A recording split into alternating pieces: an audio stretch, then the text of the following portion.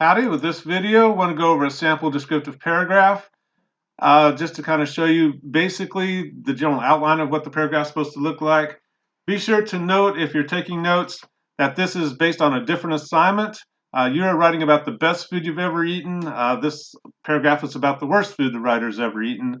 So it's going to be a slightly different focus, going to be a little more negative in nature. But again, you're writing about the best food you've ever eaten, so you're going to be a little more positive in your description. So kind of note that there. And I like to do this with sample essays or paragraphs. Do something maybe a little bit, slightly different than what you're doing, so students aren't trying to copy exactly what the sample essay looks like or the sample paragraph looks like. But it follows the same basic guidelines. Don't worry about formatting too much. We'll get into that when we get to the computers, and we're still not quite sure when the computers will be up and functioning, so we're kind of in limbo there. But eventually we're going to learn to format essays, which hopefully it's not going to be too challenging, but it takes time just to learn stuff, right? But don't worry about it right now. You're going to be handwriting on paper. Again, use only one side of the paper, and it's a good idea to skip lines as you go because you may want to go back and add some more detail later on, and you want some space in there to do that. But anyway, let's kind of take a quick look at this. Again, I'm assuming you could read faster than I can talk, so I'm going to hit the highlights here, and you can kind of look at the rest and kind of see, well, what's good about it. Maybe some things you can go like, yeah, there's a few problems with this paragraph. It's not the perfect paragraph, obviously. One, you want to make sure you have a good title, but the requirement was to start with a good topic sentence, and we have one here. The worst food I've ever eaten is my Aunt Loretta's macaroni and cheese. So we got one particular dish, and we got one person making it, and it's a family members, which kind of creates some obligations, right? Particularly if you're talking about the bad food here, if somebody puts it on your plate, you got to try it, whether you want to or not. But that's exactly what you're going to do, except you're going to be talking about your best food, obviously.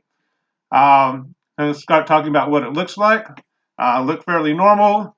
Notice the descriptive language, trying to have some good adjectives, trying to give different names to the dish.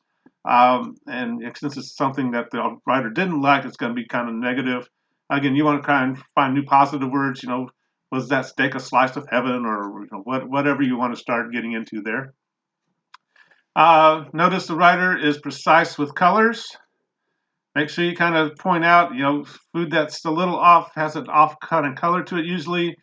Food that's cooked properly looks good. It's the right color and everything looks right. You just want to eat it, right? And that's what you're going to be describing as you get into your favorite food or your best food. But then since this is the worst food, that's going to start, things are going to start going south. Talking about the texture a little bit, it has a certain grainy texture, like someone has put sand in the cheese mix. Starting to get into the descriptive language, the figurative language. Aunt Loretta creates this bizarre, missing a word there, texture because she adds 15 bags of sugar to her macaroni and cheese. And that's where we're starting to see that figurative language creep in. This is hyperbole. Hopefully Aunt Loretta really didn't put 15 bags of sugar into some macaroni and cheese. But the writer's starting to give us the sense that something's really wrong with this dish. Likewise, when you talk about your best dish, you're going to start saying what's right about it, right? This is why this goop smells like spoiled, slimy honey ham. Whenever Aunt Loretta puts a 5-pound spoonful on my plate, I can hear my stomach growl like a Harley Davidson as a warning not to eat the gorp, but I have to keep Aunt Loretta happy.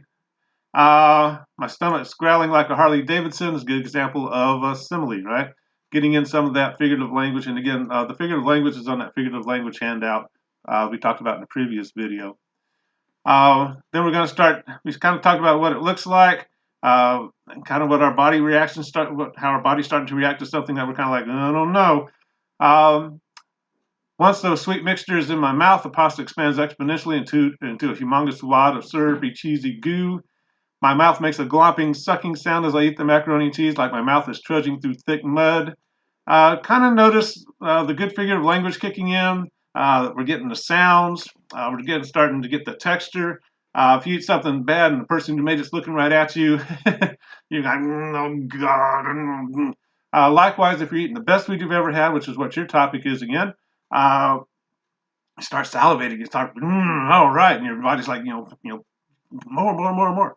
And you're going to see as we go through the paragraph, the details in a logical, fairly chronological order.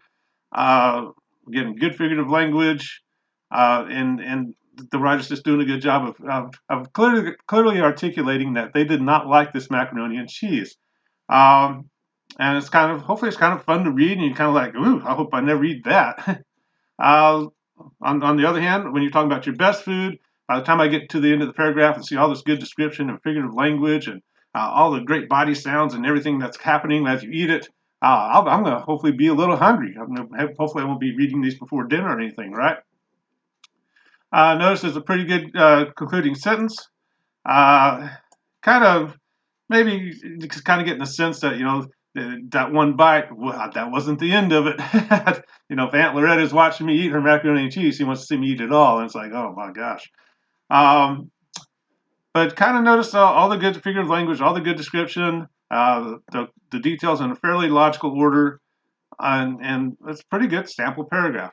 This one's kind of negative because we're talking about the worst food. You want some positive details and all the good things that are happening in terms of texture and taste and smells and all that good stuff and body reactions. So hopefully that helps a little bit. Um, I'm looking forward to reading your drafts and seeing what you all come up with. And again, sometimes you get done with this and you're quite few words short.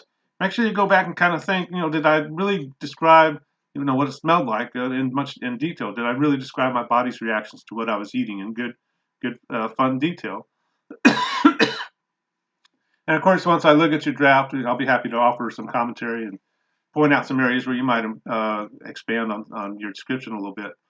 And of course, as you're doing this, make sure you're writing in your best English and things like that. But hopefully, it's a little fun. It's fairly fun to write, and these are usually quite fun to read and work with.